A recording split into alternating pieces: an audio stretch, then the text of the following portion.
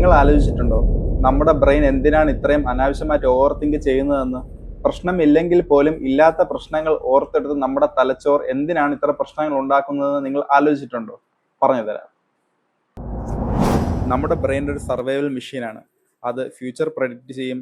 അനാവശ്യമില്ലാത്ത കാര്യങ്ങൾ ഇങ്ങനെ ആലോചിച്ച് കൂട്ടി അതിനെപ്പറ്റി ചിന്തിക്കും. പിന്നെ എത്ര ചെറിയ കാര്യങ്ങളായാലും അതിനെ ഓവർ തിങ്ക് ചെയ്ത് അതിനെ വലിയൊരു കാര്യമാക്കി മാറ്റും. ഇതെല്ലാം ഒരു സർവൈവൽ ഇൻസ്റ്റിങ്ക്റ്റിന്റെ ഒരു ഭാഗമായി ഹ്യൂമൻസ് ഡെവലപ്പ് ചെയ്ത് വന്നതാണ് ഈ ഒരു തോട്ട് പ്രോസസ്സിങ്. ഓവർ തിങ്കിങ് ഒരു പ്രോബ്ലം അല്ല, അതൊരു ഇല്യൂഷൻ ഓഫ് ബ്രെയിൻ ആണ്.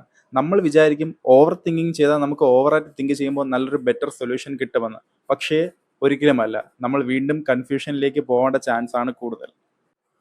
ഇനി വീഡിയോയുടെ മെയിൻ പാർട്ടിലേക്ക് വരാം, എങ്ങനെ നമുക്ക് ഓവർ തിങ്കിങ് അവോയ്ഡ് ചെയ്യാമെന്ന്.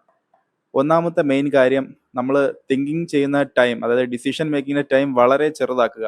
ഒരുപാട് ടൈം നമുക്ക് കിട്ടും തോറും നമ്മുടെ ചിന്തകൾ ഒരുപാട് വലുതാവുകയും നമ്മൾ വീണ്ടും ഓവർ തിങ്കിങ്ങിലേക്ക് പോവുകയും ചെയ്യും.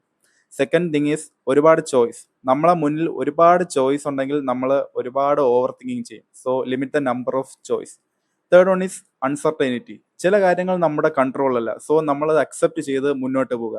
ഇത്രയും ചെറിയ കാര്യങ്ങൾ നമ്മൾ മനസ്സിലാക്കുകയാണെങ്കിൽ നമുക്ക് ഓവർ തിങ്കിങ്ങിനെ ഒരു പരിധി വരെ അവോയ്ഡ് ചെയ്യാം.